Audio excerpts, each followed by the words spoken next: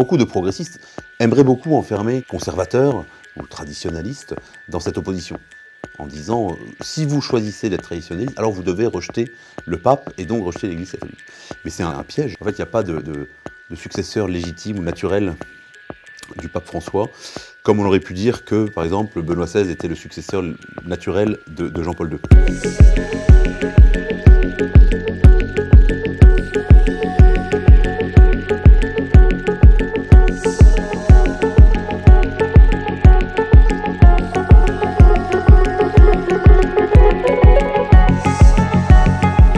Bonsoir Monsieur l'abbé. Bonsoir. Bienvenue sur Frontières. Le monde a été bouleversé par la disparition du pape François, ce lundi de Pâques. Comment avez-vous réagi quand vous avez appris le décès du Saint-Père ?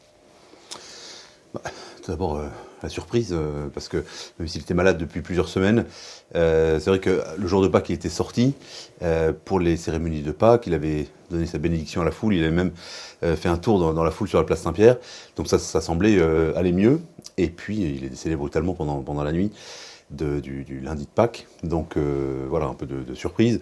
Et puis ensuite, si vous voulez, la mort d'un pape, c'est un événement qui arrive peu de fois dans notre vie. Moi-même, je me souviens de la mort de Jean-Paul II, et puis Benoît XVI, même si Benoît XVI n'était pas régnant quand il est décédé. Donc voilà, je pense qu'on vit 3 ou 4, peut-être 5 changements de pape. Donc les choses se précipitent, et puis voilà... Évidemment, c'est un moment de prière pour toute l'Église, déjà pour le pape défunt, et puis pour la suite, pour l'élection du successeur. Alors au moment où on tourne cet entretien, c'est la journée où ont lieu les obsèques du pape François. Est-ce que vous avez pu les suivre ? Qu'en avez-vous pensé ? Y a-t-il eu des moments particulièrement forts pendant ces obsèques ? Alors oui, je les ai suivis parce que je les ai commentés sur une... On m'a demandé de commenter ça sur une chaîne de télé. Et puis j'ai eu beaucoup d'appels de journalistes dans ces derniers jours. Alors pour la cérémonie des obsèques, ce que je trouve magnifique, c'est que l'Église sait faire quand même des belles choses. Dans le cas de la basilique Saint-Pierre, cette procession avec les chants en latin, la messe de Requiem, les cardinaux, les évêques, il y a comme les gardes suisses, il y a quand même toute une cérémonie et un ensemble de traditions liturgiques de l'Église, et puis ce transport du cercueil dans les rues de Rome jusqu'à Sainte-Marie-Majeure, qui est une basilique magnifique, avec cette image de la Sainte Vierge qui a été peinte par Saint Luc lui-même, l'évangéliste, donc il y a 2000 ans. Je pense qu'il y avait un peu le sentiment de se plonger dans les 2000 ans de l'Église, dans sa longue tradition, dans son éternité. J'ai vécu ça un peu comme un moment d'éternité au milieu d'un monde un peu dramatique, aussi douloureux qu'on le connaît. Alors, est-ce que vous pouvez nous expliquer maintenant ce qui va se passer pour l'Église suite au décès du pape, notamment dans le processus du conclave qui va donc élire le successeur du pape François?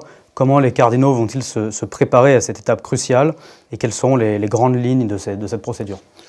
Alors, jusqu'à aujourd'hui, effectivement, le temps était plutôt à la prière et puis au recueillement pour accompagner le pape défunt dans sa dernière demeure, et puis prier pour le salut de son âme, parce que quand on est chrétien, on pense que toute personne, qu'on soit le dernier le plus humble des ouvriers ou le pape régnant, eh bien, on doit paraître devant Dieu le jour du jugement et rendre des comptes. Rendre des comptes de ce qu'on a fait, du bien qu'on a fait et du mal que l'on a fait, et savoir si on a fait fructifier les talents que Dieu nous a donnés, et si on les a fait servir pour le bien, et non pas pour ses intérêts personnels, évidemment. Donc il faut prier pour le salut de l'âme du pape, comme pour le salut de toutes les âmes. Peut-être même plus pour le pape, parce qu'il a plus de responsabilités, évidemment. Et donc plus on a de responsabilités, plus on est élevé dans la hiérarchie des responsabilités, plus on est jugé sévèrement, parce que les décisions qu'on prend, évidemment, engagent non pas seulement soi-même, ni même sa famille ou ses amis ou son cadre, mais parfois le monde entier, donc, ou l'Église tout entière. Donc voilà, le temps était à la prière, et puis ça va se continuer pendant 9 jours. Voilà, il y a ce qu'on appelle les novem diales, ce sont 9 messes qui sont célébrées pendant 9 jours successifs à partir d'aujourd'hui, à la basilique Saint-Pierre pour le pape. Donc voilà, les prêtres, moi comme prêtre, depuis l'annonce du décès, le supérieur de ma communauté nous a demandé d'ajouter des prières pour le pape défunt à la messe. Voilà, donc évidemment, tout tourne autour de cette dévotion, ces prières pour le pape. Et puis, effectivement, on va ensuite commencer le temps du conclave et de regarder vers l'avenir, vers le futur. Alors, les cardinaux, donc il y a aujourd'hui, à peu de choses près, 252 cardinaux, dont 135 électeurs. Parce que pour être électeur, il faut avoir moins de 80 ans. Et donc, le conclave va commencer dans à peu près 15 jours. Alors, c'est entre 15 et 20 jours à partir du décès du pape. Donc ce sera, si mes calculs sont bons, vers le 6 début mai, mai, vers le 6 mai exactement. Maintenant, la date du conclave va être fixée par les congrégations des cardinaux, enfin l'ensemble des cardinaux. Donc ils se réunissent, ils se sont déjà réunis depuis le lendemain de la mort du pape. Ils ont déjà fait 4 réunions, dans ce qu'on appelle les congrégations générales, qui réunissent et les cardinaux votants et les cardinaux non votants, donc les plus anciens. Et c'est une période très importante parce que chacun des cardinaux, alors évidemment c'est à huis clos, c'est pas du tout, il n'y a pas de journaliste, ni aucun rapport qui est fait, si ce n'est le nombre de personnes qui ont parlé, et puis le fait qu'ils prêtent serment de garder le secret sur ce qui se dit. Mais c'est très important parce que c'est l'occasion pour tous les cardinaux déjà de faire connaissance entre eux, et puis de confronter leur vision de l'Église, et d'exposer ce qu'ils pensent être des priorités, des urgences éventuellement pour l'Église, des défis pour le prochain pape, et donc de donner un peu, chacun, tour à tour, va indiquer ce qui lui semble être tout à fait important. Et donc c'est lors de ces congrégations générales, que les cardinaux, qui sont un peu des têtes d'affiche ou des grands électeurs, comme on dit, qui ont déjà un petit groupe de cardinaux qui les soutiennent, eh bien vont en quelque sorte présenter un peu un programme, en tout cas leur vision de l'Église et leur vision, leur vision de ce que doit être le prochain pape, de ce que doit faire le prochain pape. Et donc, surtout que il se trouve aujourd'hui dans une situation un peu délicate, puisque le pape François, on le sait bien, a nommé beaucoup de cardinaux. Alors il a nommé 80% du collège actuel des électeurs, et il a nommé des cardinaux des 4 coins du monde. Il a nommé un cardinal qui est italien, mais qui est en Mongolie. Il a nommé des cardinaux dans des îles qui ont très peu de catholiques. Et donc, beaucoup de cardinaux ne se connaissent pas. Et d'ailleurs, c'est une des choses qui lui est un peu reprochée par beaucoup d'évêques, c'est que beaucoup d'évêques qui ont des grandes responsabilités dans l'Église ne sont pas cardinaux. Par exemple, l'archevêque de Paris n'est pas cardinal. Alors que traditionnellement, l'archevêque de Paris était toujours cardinal. Parce que, voilà, et même pendant longtemps, l'archevêque de Milan n'était pas cardinal, même à Naples, alors maintenant il est cardinal. Mais il y a beaucoup de grandes villes en Italie, et ce sont des évêques qui ont des responsabilités immenses, qui ont plus de prêtres à gérer que 10 évêques en France, quoi. L'archevêque de Marseille aussi, par exemple. Alors, l'archevêque de Marseille, lui, est cardinal. Alors en France, parce que traditionnellement, il y avait Paris, et puis ensuite, soit Lyon, soit Marseille, soit Bordeaux. Voilà. Donc en fait, les cardinaux se connaissent assez peu, même très peu. Et donc, ces congrégations générales vont avoir l'intérêt ils vont leur donner l'occasion de se connaître entre eux, et puis de confronter leur vision de l'Église. Et alors justement, est-ce qu'on peut déjà déceler certains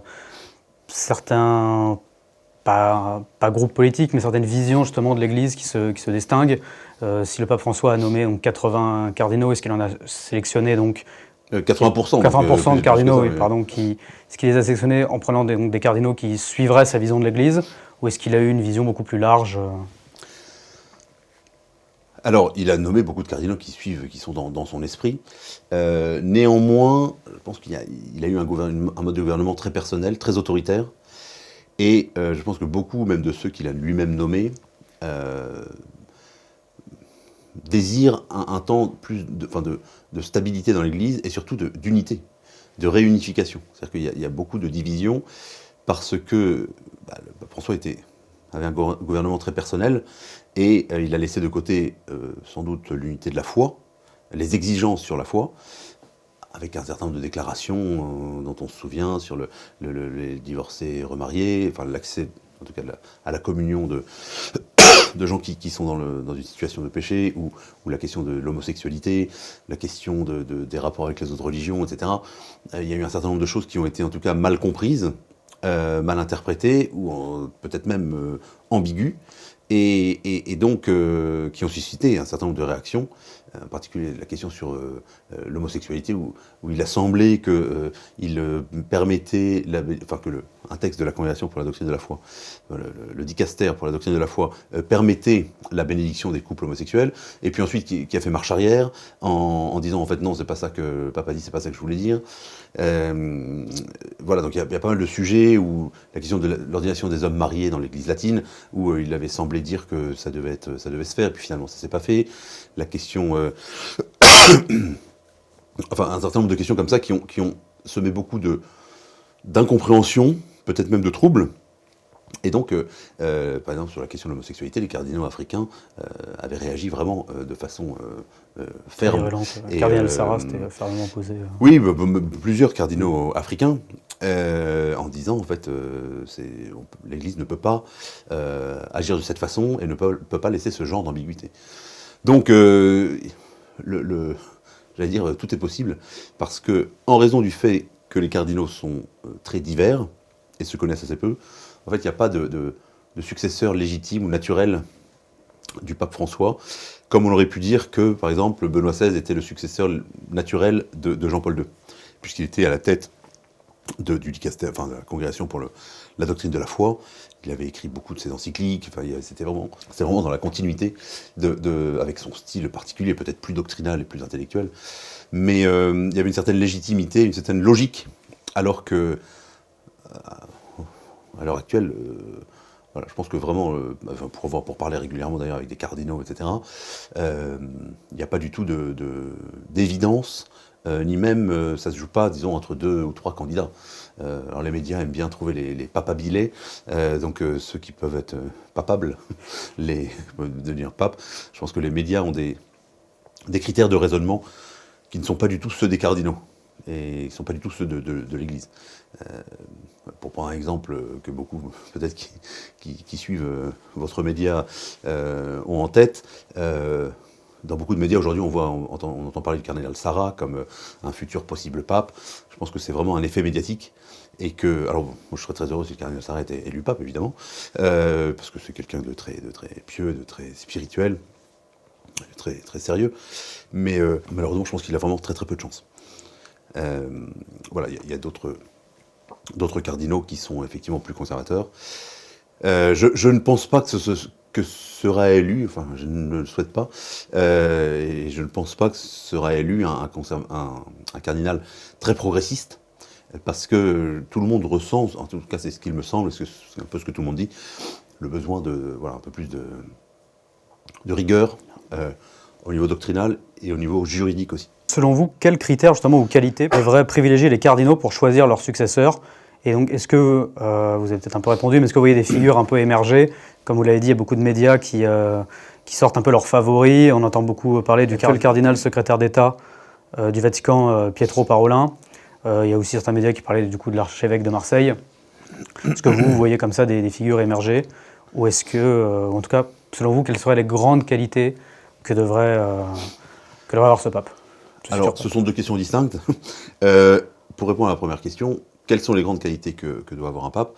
Je dirais, ce n'est pas mon point de vue, mais le pape, c'est le pasteur suprême de l'Église, c'est le successeur de Saint-Pierre, c'est le vicaire du Christ, et donc son devoir, comme le Christ le dit à Saint-Pierre, il lui dit « confirme tes frères dans la foi ». Donc le rôle du pape, c'est d'être le garant de l'unité de l'Église, et cette unité, elle ne se fait qu'autour de la foi. C'est pas une unité personnelle. Et c'est un peu le danger des papes médiatiques. Et on peut dire que finalement, tous les papes ont été plus ou moins médiatiques depuis Pie XII, depuis qu'existent les médias. Voilà. Mais le danger, c'est que le pape devienne une figure autour de laquelle, enfin, qui cherche à unir autour de lui, à titre personnel. Alors que le pape, ça doit vraiment être le gardien de la doctrine, le gardien de la foi. Et garder la foi, ça ne veut pas dire être dans une position réactionnaire ou conservatrice, comme on l'entend en politique. Ça veut dire que la doctrine de la foi, en fait, c'est pas quelque chose qui peut évoluer. C'est pas quelque chose qui doit évoluer. Alors évidemment, la façon de faire évolue et l'adaptation aux circonstances, aux nécessités, bien sûr, évolue. Donc il faut utiliser les moyens d'aujourd'hui, là-dessus on est bien d'accord, et répondre aux questions des hommes d'aujourd'hui. Mais répondre aux questions des hommes d'aujourd'hui en donnant l'enseignement du Christ. La légitimité du pape et la valeur d'un pontificat se mesure à sa fidélité à l'enseignement du Christ. Donc sa fidélité à transmettre fidèlement l'enseignement du Christ depuis 2000 ans. Donc voilà, il me semble, alors je ne sais pas quels sont les critères que les cardinaux vont retenir en premier lieu, mais il me semble vraiment que c'est ça qu'il faut. Et c'est un discours, par exemple, que le cardinal Müller a eu dans plusieurs interviews, ou le cardinal Sarah aussi, bon, les cardinaux, disons, conservateurs, clairement, ce qu'on désigne comme conservateurs, clairement, c'est ça qu'ils mettent en avant. Et on ne demande pas du tout au pape de plaire au monde et d'être un bon communicant. On lui demande de garantir l'unité de l'Église autour de la foi et la préservation du dépôt de la foi. C'est vraiment comme un dépôt qui lui a été transmis par son prédécesseur, en disant voilà, et ça vient du Christ. Et parce que si le pape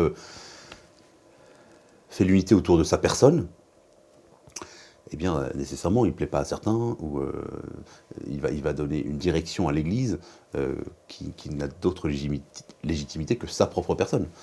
Or, pourquoi changer l'Église? Et si on change, pourquoi est-ce que certains, enfin, l'un ou l'autre prétendraient faire mieux que ce qui se faisait avant?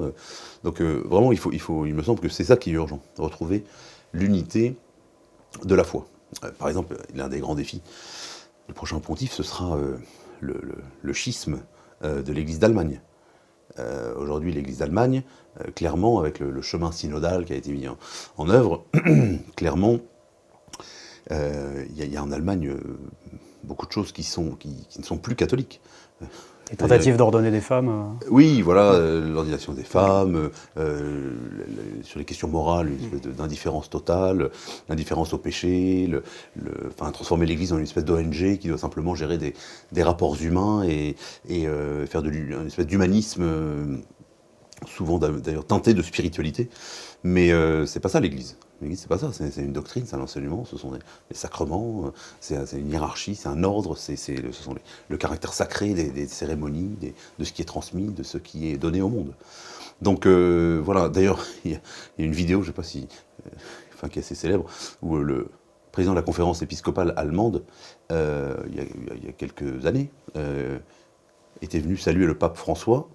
Et donc il se présente en disant c'est un évêque, je ne sais pas s'il ne le connaissait pas, en tout cas il lui dit je suis le président de la conférence épiscopale allemande. Et le pape François lui dit et vous êtes catholique? Alors c'est un peu une blague, mais ça veut tout dire. Ça veut tout dire. Le pape François avait dit aussi aux Allemands qui lui disaient voilà il faut évoluer, nous on veut faire autre chose, etc. Il leur avait dit il y a déjà en Allemagne une très bonne église protestante, il n'y a pas besoin d'une deuxième, donc restez catholique.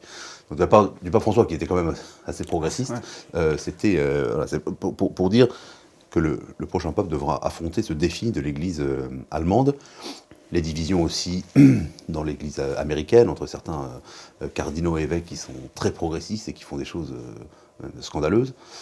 Voilà, donc il y a beaucoup de défis. La question liturgique aussi, avec la question du traditionnalisme, la question de la messe traditionnelle, qui me concerne en premier lieu parce que je fais partie d'une communauté qui est attachée à cette forme du rite latin.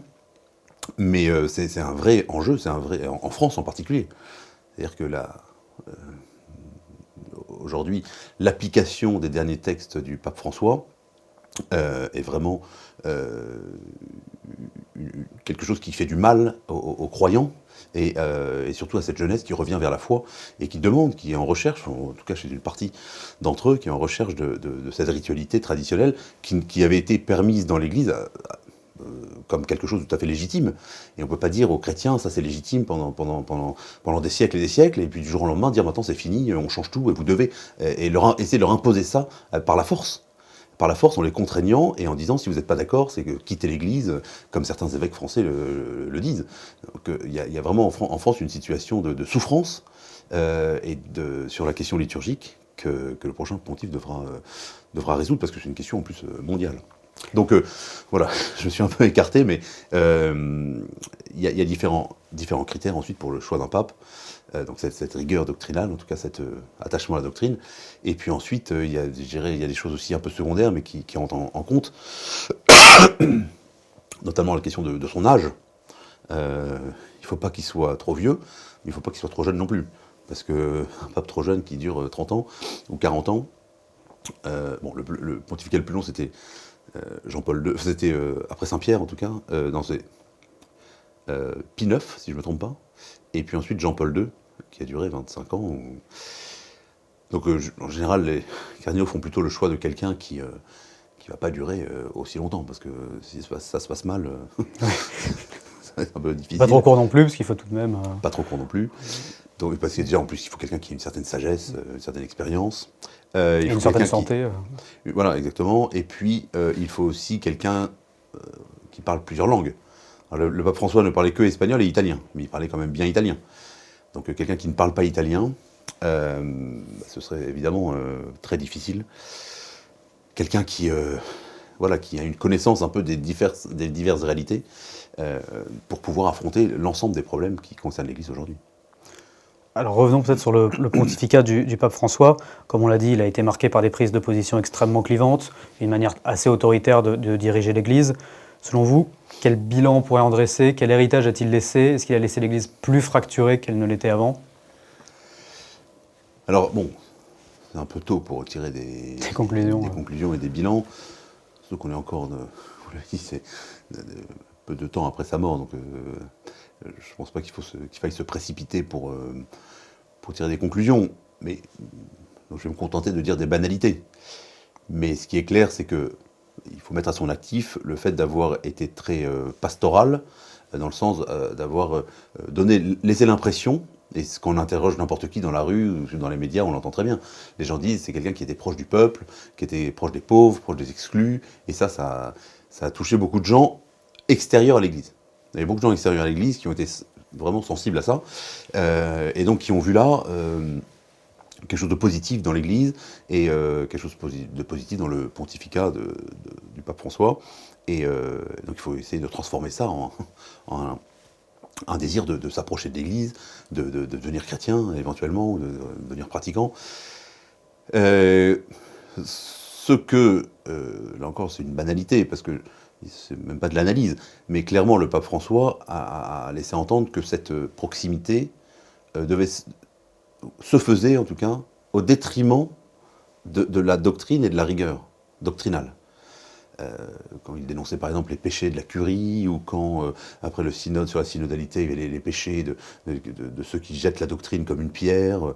J'ai jamais vu personne jeter de la doctrine au visage de quelqu'un, mais il y avait un peu, et je regrette, je pense que c'était un peu une faiblesse de son pontificat, d'avoir privilégié cet aspect pastoral et d'ouverture aux non-chrétiens, et de proximité avec les gens dans leur simplicité, en particulier les pauvres et les exclus, au détriment de la doctrine. Et je pense que le rôle principal du prochain pape sera de réunir les deux, de conserver cet aspect justement d'ouverture, de bienveillance envers tous, mais de garder et de réconcilier ça avec la rigueur doctrinale. Parce que de fait, c'est un peu, moi, ce que je constate dans les témoignages qu'on entend, quand on dit aux gens, quand les gens vous disent ah, le pape François, il est super, etc. Moi, j'ai pris l'habitude de dire aux gens, parce que grâce à ça, vous allez à la messe, vous êtes pratiquant, vous êtes converti, et en général, les gens disent non, pas du tout. C'est-à-dire que cet attachement à la personne du pape, en fait, il faut qu'il se transforme en un attachement à la doctrine du Christ, à la doctrine enseignée par l'Église. Sinon, les gens adhèrent à une personne et non pas à la vérité de ce que cette personne doit défendre. Donc, je pense que voilà l'un des aspects, réconcilier doctrine et pastoral. Je pense que c'est l'un des grands défis, peut-être parce que c'était un peu une faiblesse du pontificat du pape François. Et puis, je dirais, la deuxième chose qui me semble importante, c'est renouer avec l'intérêt pour la vieille Europe chrétienne. Parce que ça, c'était vraiment, ça a été reçu vraiment, enfin, pour moi en tout cas, moi-même, je vais parler en mon nom, j'ai reçu cela vraiment avec incompréhension. Lorsque le pape refuse de venir en France, par exemple, lorsqu'il va à Strasbourg, si je ne me trompe pas, et qu'il dit au À Parlement Marseille, il dit européen... je vais à Marseille et pas en France. Alors, il est allé à Marseille et pas en France. Mais quand il avait utilisé cette expression, donc je crois à Strasbourg, en disant, parlant de l'Europe, en disant qu'elle est une vieille femme stérile, c'est d'une violence, comme si l'Europe chrétienne était abandonnée. D'ailleurs abandonnée à qui à des vagues migratoires en majorité musulmanes. S'il faut le comprendre comme ça, c'est quand même plus qu'étonnant. Et donc, voilà, c'est ce désintérêt pour la vieille Europe chrétienne. Alors, pourquoi est-ce qu'il y avait ce désintérêt? Est-ce que c'est parce qu'ils étaient plus intéressés par les pays d'Amérique latine, d'Afrique et les nouvelles chrétientés, sans doute. Mais je pense que voilà, l'enjeu principal, l'un des enjeux principaux du prochain pape sera exactement ça, c'est-à-dire redonner aux chrétiens d'Occident, des vieilles chrétientés d'Occident, la flamme qui fera renaître une chrétienté vivante et fière et assumée et heureuse. Voilà. Est-ce que pour vous, en tant que prêtre traditionnaliste, il n'y a pas une difficulté un peu à concilier la reconnaissance du pape comme héritier de Saint-Pierre et justement toutes ces divergences et sur les questions doctrinales et liturgiques? Est-ce que finalement il n'y a pas un risque un peu de contradiction entre le respect de la fonction pontificale et un peu cette remise en question des décisions du pape François? Non, pas du tout. Clairement, c'est-à-dire que pour un catholique, le pape, c'est comme un père. C'est-à-dire que si mon père a des défauts, ça n'enlève en rien le fait qu'il soit mon père et que je lui doive l'obéissance, au moins tant qu'il ne me demande pas de faire des choses qui soient contre la foi ou contre les mœurs. Évidemment, si mon père me demande de faire des choses qui sont criminelles, je dois refuser. Et puis une critique légitime, une critique respectueuse du souverain pontife, du pape, est tout à fait légitime et tout à fait respectueuse. Et lorsqu'elle vise le bien des âmes et le bien de la doctrine. Le pape n'est pas infaillible, c'est parce que quelqu'un devient pape qu'alors tout ce qu'il fait devient bien et toutes les phrases qu'il prononce deviennent des vérités de foi. Ça, c'est une vision qui est erronée. Et je dirais, beaucoup de progressistes aimeraient beaucoup enfermer les conservateurs ou traditionalistes dans cette opposition, en disant, si vous choisissez d'être traditionnaliste, alors vous devez rejeter le pape et donc rejeter l'Église catholique. Mais c'est un piège, et c'est pas du tout comme ça que l'Église a fonctionné, que l'Église fonctionne. C'est pas un parti politique dans lequel auquel vous devez adhérer à une personne, suivre la totalité de ce qu'il dit, et puis si vous n'êtes pas d'accord, vous partez. Justement, l'Église, c'est quelque chose de bien plus grand que ça. C'est la vérité enseignée par le Christ. Et la seule chose qui fait l'unité, c'est ce que j'essaie de dire tout à l'heure, ce qui fait l'unité, ce ne sont pas les décisions politiques de tel ou tel pape. Ce qui fait l'unité, c'est le contenu de la doctrine. Vous voyez, je pense que, pour dire de façon un peu caricaturale,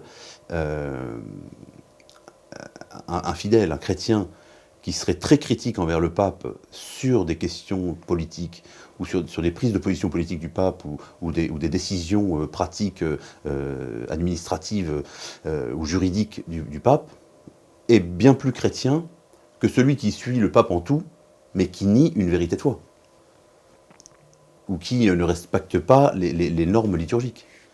Donc, ce qui fait l'unité de l'Église, c'est pas du tout le dévouement volontariste à une personne.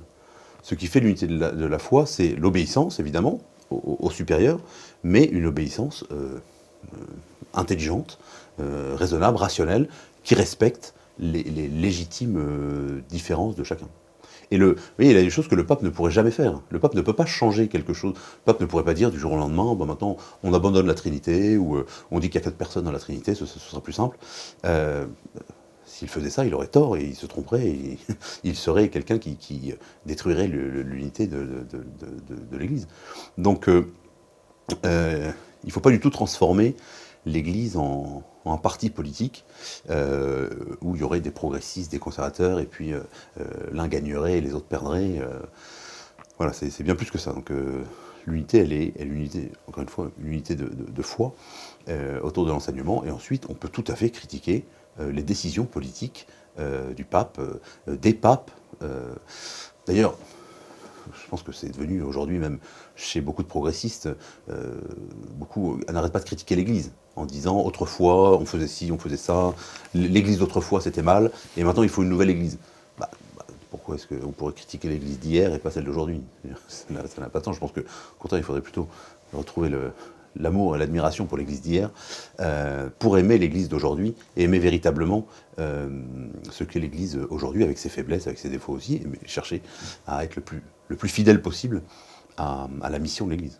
Alors justement, ce piège, malheureusement, beaucoup tombent dedans, dans ce piège de sortie de l'Église.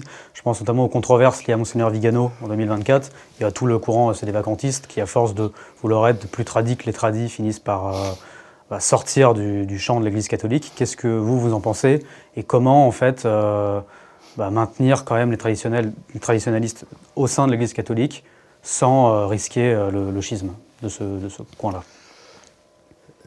Je pense que le contraire de la vérité, ce n'est pas l'erreur. Le contraire de l'erreur, ce n'est pas la vérité. C'est-à-dire que la vérité, c'est un sommet entre deux erreurs. Et c'est pas parce que certains tombent dans une erreur qu'alors il faut tomber dans l'erreur opposée.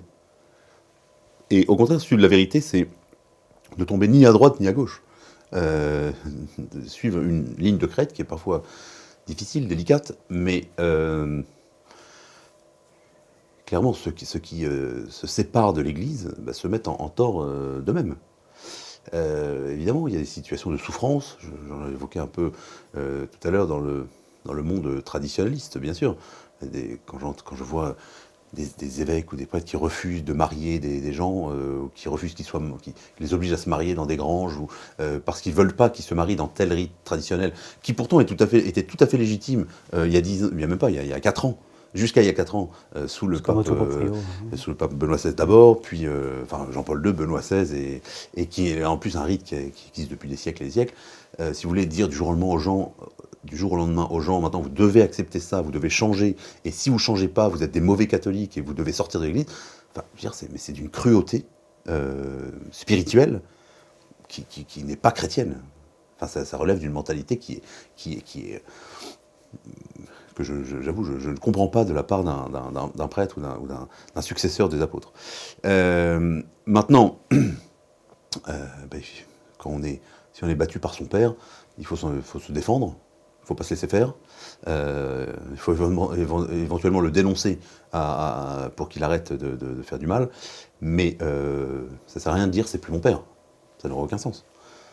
Et donc c'est vrai pour l'évêque du lieu, si je suis dans un diocèse, l'évêque, même si c'est un mauvais évêque, c'est un évêque, c'est mon évêque, c'est celui dont je dépends, c'est le successeur des apôtres. Alors des évêques mauvais, il y en a eu beaucoup, parce que c'est bien des évêques qui ont condamné Jeanne d'Arc. Donc l'Église a toujours assumé qu'il y a eu des mauvais évêques qui ont fait du mal, qui ont même tué des saints, qui en tuant Sainte Jeanne d'Arc en ont fait une sainte. Donc voilà, si les évêques veulent continuer dans cette direction, ils vont faire beaucoup de saints, puis c'est tout. Donc il faut voir les choses spirituellement. Dans le sens où si je suis persécuté parce que je veux rester fidèle à une vision qui est légitime, à une façon de faire qui est légitime, et si je suis persécuté pour ça, c'est une persécution qui va m'aider à avancer vers la sainteté. Bon, mais sans arriver à ces excès, en tout cas pour répondre à votre question, le fait de dire je me mets en dehors de l'Église et je regarde les choses de loin, et même Monseigneur Vigano, si vous voulez, je pense que son attitude, et je le regrette parce que je pense que c'est quelqu'un qui a vu beaucoup de choses, qui a souffert de beaucoup de scandales dans l'Église, mais qui s'est mis dans une position jusqu'ici, peut-être qu'il va évoluer, j'espère qu'il va se convertir, oui, parce qu'il a quand même été excommunié. Et lui et peut-être d'autres aussi qui se placent en dehors de l'Église en disant regardez, l'Église est pourrie, c'est plus l'Église, nous sommes l'Église. Mais non, alors l'Église est pourrie, sûrement, oui, mais ça reste l'Église. Vous savez, une image que j'aime bien, que j'avais entendue d'un évêque d'ailleurs, qui disait l'Église vit aujourd'hui un temps de passion, comme le Christ a vécu la passion. je ne sais pas si vous avez vu le film La Passion du Christ. Je l'ai revu au moment de la Semaine Sainte. Voilà, moi aussi, ça fait longtemps que je ne l'avais pas vu.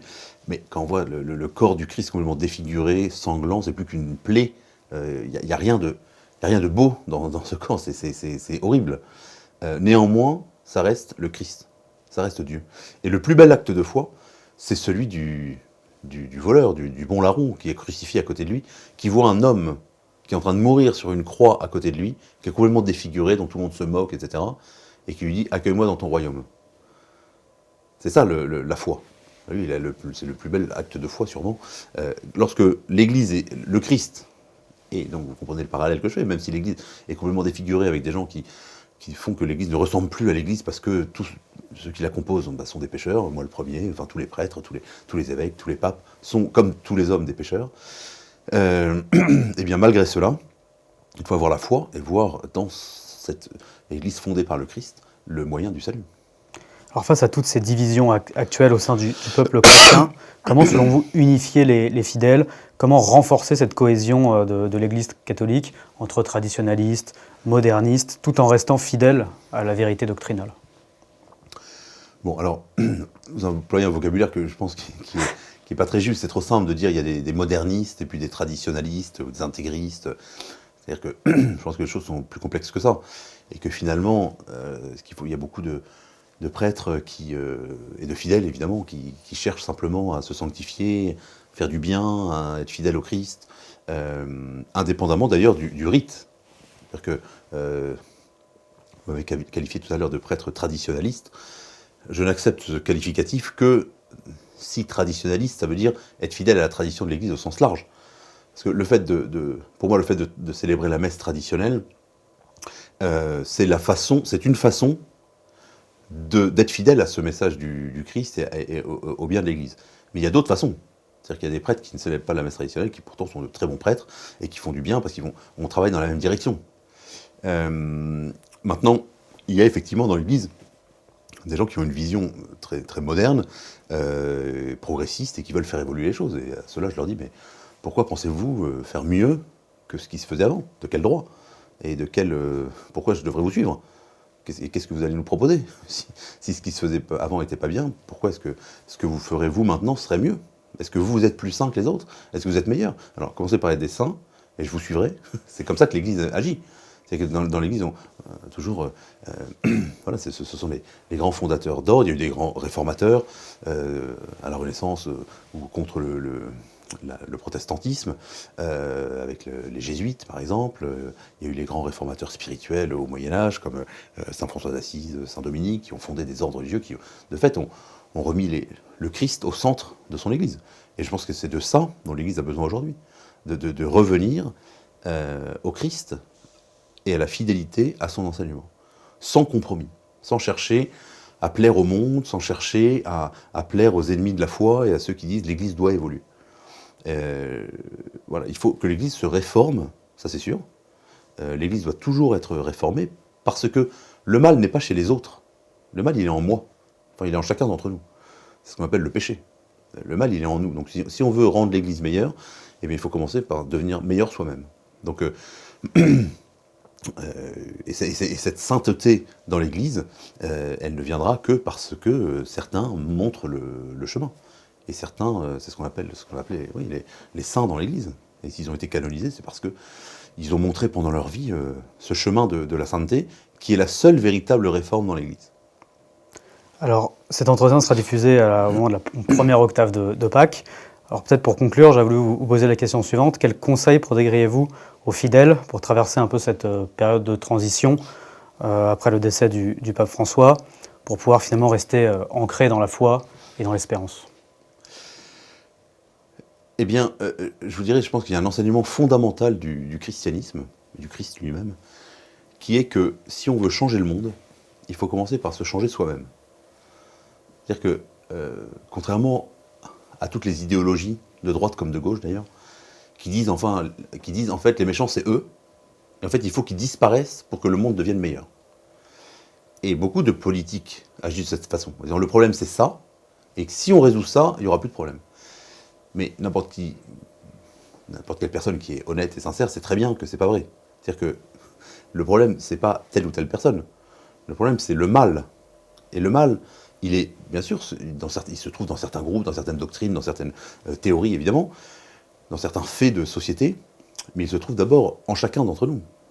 Et si on veut changer le monde et changer la société, eh bien, il faut commencer par se changer soi-même.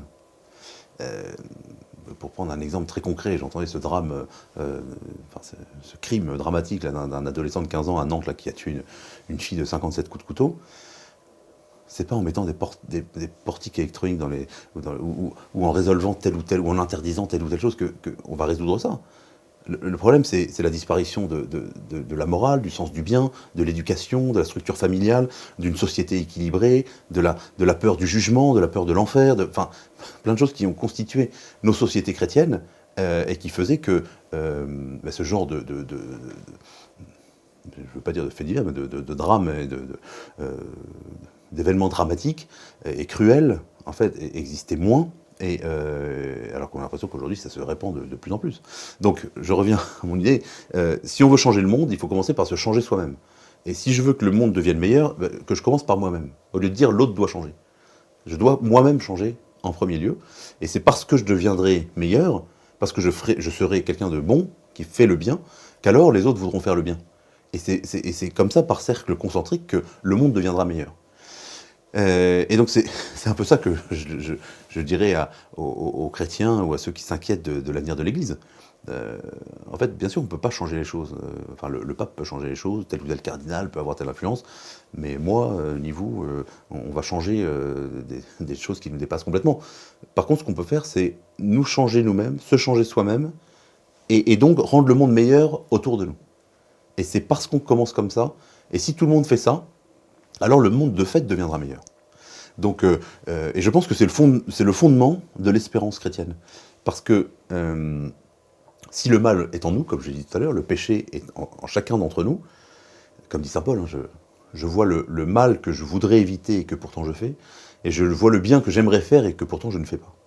Cette conscience d'être fait pour des grandes choses, des belles choses, et pourtant trop souvent de se satisfaire de choses médiocres ou même parfois mauvaises, c'est ça la réalité expérimentale du péché.